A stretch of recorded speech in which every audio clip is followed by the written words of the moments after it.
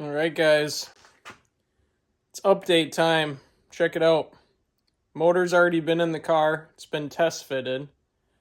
And then right now we have it on the stand. Well, not on the stand. We got it sitting on a pallet. And basically what I'm doing, getting it drop-in ready for the car.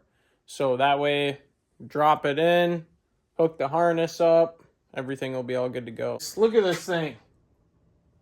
It's all done. We're going to go over every square inch of the motor. So if you want a similar build, you're building a JZ, something like that, can copy what we did, cut your own path, whatever you want to do. So let's get right into it. We'll go everything, top to bottom, the whole works. So let's check it out.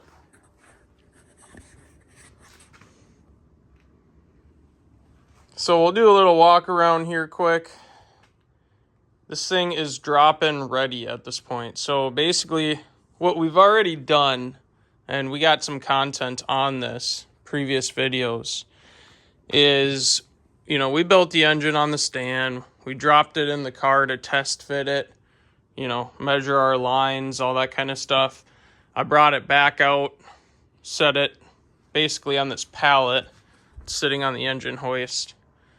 Just to mock it up so I could finish, running the lines, the harness, buttoning everything up. So what we have going on, this is a 2JZ GE. You guys can tell by the big shiny distributor cover there. It is a GE head. It is a GE bottom end. It was initially out of this SC300 that you see in the background here. It was an NA. This is what you call an NaT build, but we did quite a bit of custom stuff here. Not as far as you can go with these. Something simple, something that works. All right, so let's start. We'll start up top. Actually, you know what? We'll start on the bottom. We'll work our way up. So basically, we got a 2JZ GE bottom end, like I mentioned. So I got videos on the rotating assembly, balancing it. Basically, I kind of blueprinted the motor myself. But essentially what we have in here is we have a brand new 2JZ crankshaft. We have Manley rods. We have CP, the Titan Racing 9-to-1 forged pistons in it as well. And that's something that's definitely needed on these GEs. They don't have oil squirters. They run a little hot. It's going to be under a lot of boost one day. So wanted to build it for the future. But as far as bottom end goes, King bearings is what we went with for the mains and for the rod bearings. It is the stock main caps and the stock main bolts.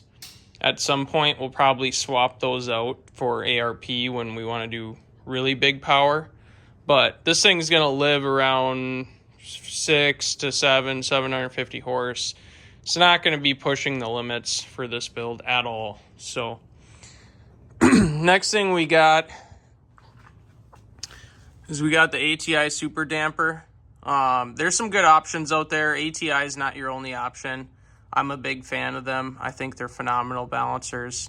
Something we decided to go with. Brand new crankshaft bolt, obviously. It's kind of a must on these. Alternator stock. We got the AC Delete from Drift Motion. So that basically comes with a rod, comes with a proper size belt. We got our eBay special billet pulley there. We actually got a couple different pulleys that are blue. We might swap those out. Stock tensioner. Behind the timing cover, what we have is a brand new OEM tensioner there. And then we have the Tomei timing belt. Stock cam gears. We did not decide to degree them or go with adjustable right now. It's not really needed at this point. We can always, if we really wanted to get aggressive, time it a little bit differently, even with the stock gears. Now moving on, the head gasket. That is a BC Brian Collar head gasket, as well as the head is almost completely BC aside from the valves. We couldn't get the valves. So the valves on this one are Farah valves. Everything else, it's got the billet retainers, Super Duty springs in it, all that kind of stuff. I don't know all the technical names for the parts, but the head is completely rebuilt. All BC parts minus the valves, which are Farah. These are BC 272 cams in it as well. Moving on above that, we got the stock NGK spark plugs, just gapped a little bit differently for this application. Running up top, we got Haltech Ignition 1A coils, you know, just with some stubby wires, nothing too fancy going on there. Phenomenal setup, trying to run big power. The other thing we did is the distributor is deleted. So we no longer have a waste spark distributor setup. But what I did is we're using the distributor, the 24 tooth reluctor and the 2 single tooth reluctors. We're only using one of the 2 single tooth reluctors and then the common ground. This is our trigger now for our cam and crank sensor. So some of you may see, you know, other builds, they drill a port in the head or they do something like that. Try to keep it simple in this case. Just put a plug on it, run it to the Haltech, let the Haltech figure it out. Moving over on this side, we got a radium full fuel system, okay? Now, this is a full Supra kit, okay? So it comes with the rail, the damper, the fuel pressure regulator, the lines. I also have a video on installing the triple hanger hat that's designed for the Supra. Now, the SC300 and SC400 platforms do not share the same fuel tank as the Toyota Supra. So that being said, this kit didn't work. If you look it up, it doesn't work. They say it doesn't work, etc. But I knew there was a way. I would figure out a way. So we bought the radium full system. I have a video on how you at home can get a triple hanger radium hat into your SC300, SC400 fuel tank, stock fuel tank. So super cool that I got this all worked out. We got enough fuel here for over 1,000 horsepower easily. So what is in the tank is 2 AEM 360s. There might be 340s. Anyways, plenty of fuel for what we're doing right now. In the event we decide to bring this thing up over 1,000 horsepower, obviously super easy. We add the third pump, good to go. So the other thing you'll notice here is this manifold is stock, the lower manifold. So lower manifold, completely stock. Kind of a cool part, drift motion, plastic gaskets. You guys can see the little white there. Basically, they are designed to not transfer as much heat into the manifold and into the plenum. And right behind those, you'll see we have ID Injector Dynamics 1050X injectors, which are hardwired, not the plug and patch kit. I don't deal with that stuff because you get the connections. One ever wiggles, loosens up, you ever lose a connection, good way to kill a motor. So I'm a huge believer, hardwire your injector clips. Plenum, this is nothing special. This is actually an eBay plenum, kind of like a mid-grade eBay plenum option. It was like 300 and some bucks. TIG welded, huge. Got the appropriate 90 millimeter throttle body that you'll see right there. It does require an extended throttle cable. And the other thing you'll notice, there's no intake or idle air control on this. So you could potentially use the adjustment screw and try to set it up so that it'll idle. But we decided to scratch that idea in this case. And what we ended up doing is getting this guy right here if you can see this is from drift motion. And what this is, it's an external idle air control valve. Basically, the air comes out right there. It's going to be fed through the backside of the plenum. Got a check valve on it as well. Make sure no boost pushes through or pushes past it.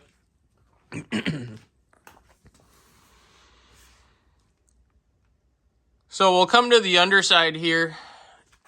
It looks kind of messy if you look at this.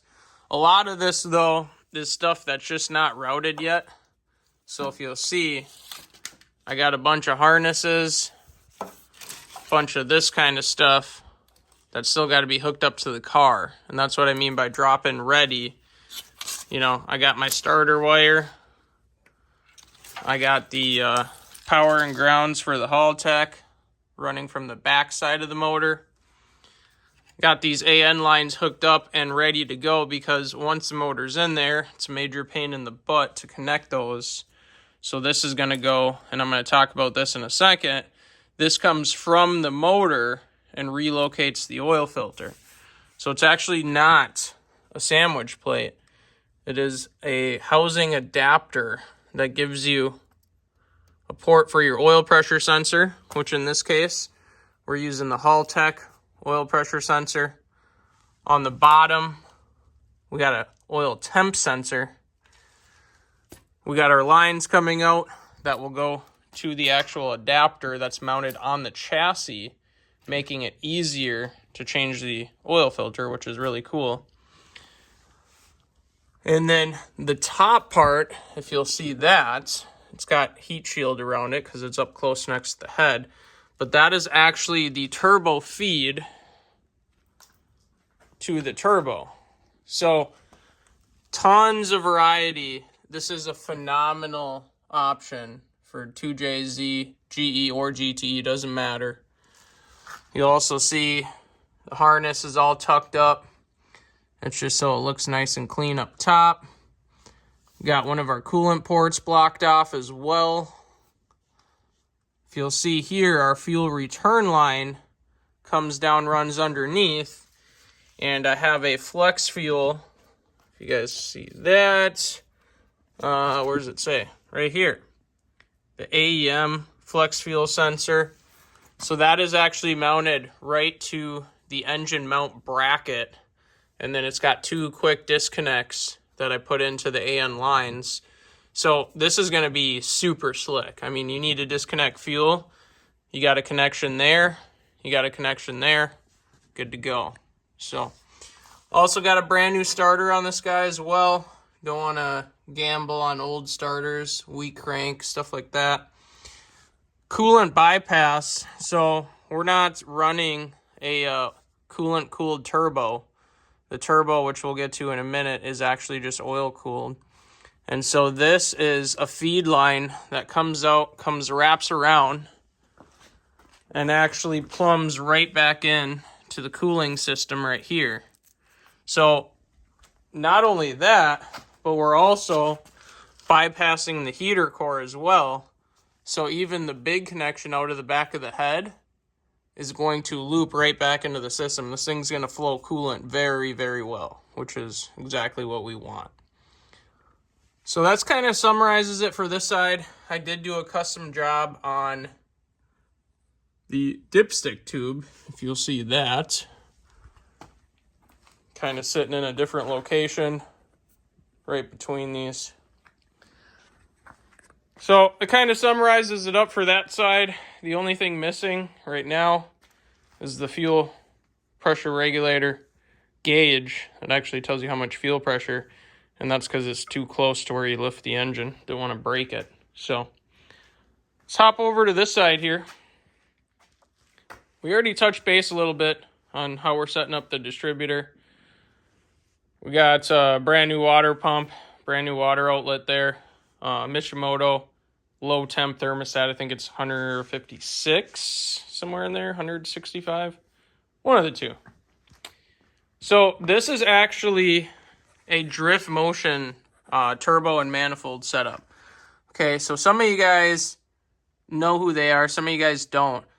But if you're looking for an affordable turbo kit option, I got nothing but good things to say about them. I think it is a great setup. Not only that, the quality of the stuff is really good. I mean, sure, we've seen some better welds, but they're going to hold, they're going to work. Basically what this is a drift motion twin scroll manifold into a T4 housing into a 6262 trim turbo that was actually built by Drift Motion. Now, this isn't your stock journal bearing turbo.